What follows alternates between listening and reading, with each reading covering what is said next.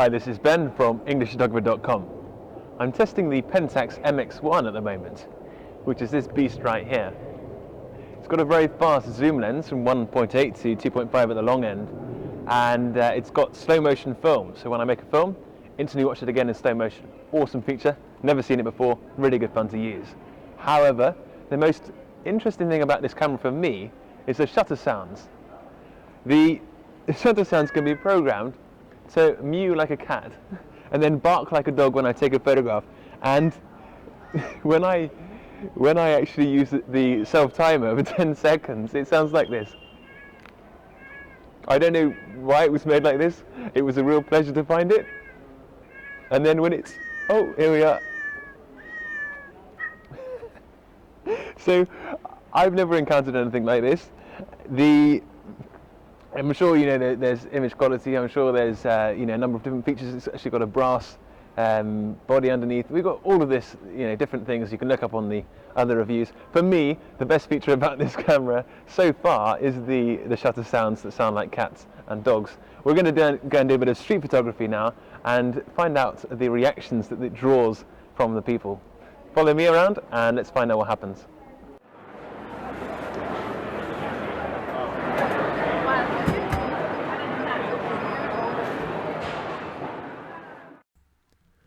So about the camera. Before I was testing the Pentax MX1, I was testing the Fuji X series, the X Pro 1 and the XE1.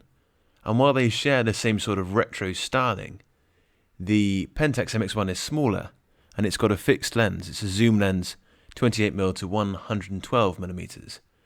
As I said, it's very fast. It's 1.8 to 2.5 at the long end. It's able to do this because the sensor is actually quite small. It's not the APSc of the X series from Fujifilm, and therefore the image quality can't really compare. The X Pro 1 is amazing, and the Pentax MX1 is more about style. But it's obviously a lot cheaper than the Fujifilm. It's $500, which is a very good price, especially considering the build quality, which is excellent.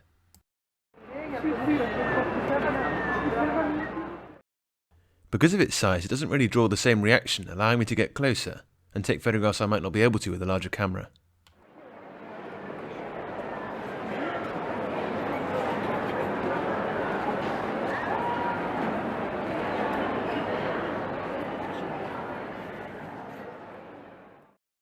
Pentax was bought by Ricoh, and so the camera brands share similarities. The Pentax MX1 has got the ability to shoot 1080p, Full HD, 30 frames per second video, as well as slow motion and time-lapse, which has been good fun to play with. It's a bit limited by the lack of manual focus on the lens dial and the lack of a microphone socket. That's to be expected on a camera like this. So no amazing reactions so far, but we'll keep going.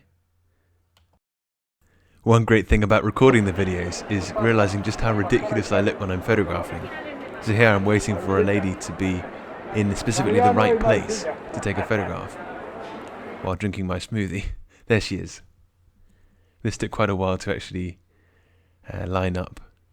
It was made rather easier by the tiltable LCD screen, which is 3 inches, almost 1,000,000 pixels, and it's very colourful and very sharp. So I've been using that like a waist level finder, in the absence of an electronic viewfinder or an optical viewfinder.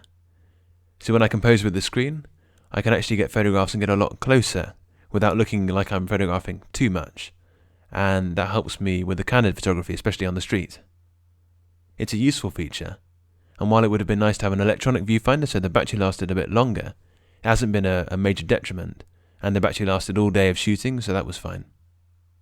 Compared to the Sigma DP2M, which has got a notoriously short battery life, though much better image quality, the battery lasted very well with this camera. The Pentax MX1 has got an optional electronic shutter that's effectively silent and probably quieter than a Leica, and therefore you can get very close without really attracting too much attention. However, I've been using the cat's Miaow for all of these photographs, just for fun. Because of the small sensor, it's got an amazing macro mode to 1 centimeter, so you can get really close to things and take photographs without special lenses. That's been very useful actually. So when you're out and about, you can take photographs of things that are interesting, that are small, and still get nice shots. The lighting has been quite difficult deliberately, and the auto white balance has handled it really well. So for example, this lady here has been lit by, I think it's halogen or neon, I think it's halogen, and behind she's got the blue sky lighting the pillars. This is just quite a trick shot with the flash. It's quite fun. And this is the little boy left in the rain wanting to play football. Ready? 8, 7, 6, 5, 4, 3, 2, 1. Compose yourself and boom. Thank you. Shukran. Hey.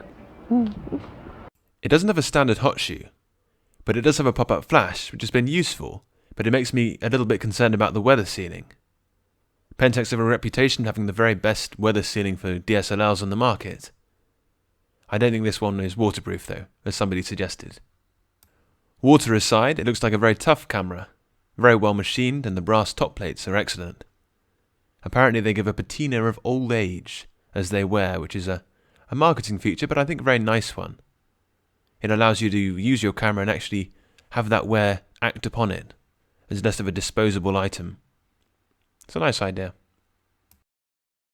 I've been using the Pentax MX1 in manual mode because it's very easy to do. What I can do is actually turn this on, meow, point it at, it's on spot metering, I point it towards a small area of 18% grey, like a grass or a face or something. I press a little button on the back and it will automatically set the aperture and the shutter speed, and I can then adjust them if I need to. That's a really useful feature. So what I've been doing actually is either that when I'm normally taking photographs with the ambient light, or I have put the aperture up to f8, the shutter speed down to about 1/50th of a second, and then I have my Nikon flash in the remote mode, so it's the SU4, I don't know why it's called that, but the SU4 slave mode, it's optical slave, which means that when I actually take a photograph with this one with the flash, boom, then it will automatically take a photograph with the flash from here as well. What that actually means in practice, I can take photographs with flash in this hand and a sort of a wireless connection. Very, very useful. I wanted to take a picture of you guys. For us? Yeah. Just here, just come over here. Why? Oh, because I'm testing the camera. Okay. Okay. Thanks so much. Ready? Thank you. 3. Marvelous. Here we are. Oops. Thank you. Thanks so much. Ciao. They were a bit perplexed by the cat's meow, but not as much as I might have thought. No hay mucho en ¿Quieres también una foto? No. Dale, oye. Hoy tiene vergüenza. Dale. Sácate una foto. ¿Sí? ¿Eres individual? Sí, si quieres. ¿Listo? Sí, yo sí, tú. It's 10 seconds. Escucha.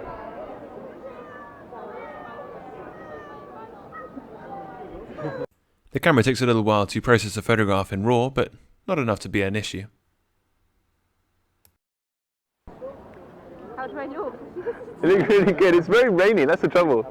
We came out and then it's just been so rainy all day. They're like, hey, are we going to photograph? And that's really nice. I'll send it to Andre as well. The controls are laid out very well, so it's very easy to use and gets out of the way when you're taking photographs. Just here will be fine actually. If I do this,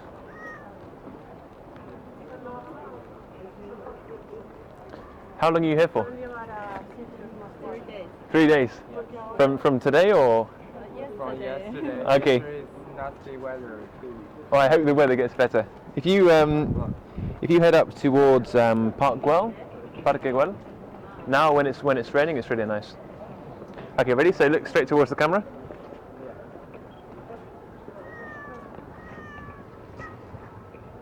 Perfect. Okay. Here we are.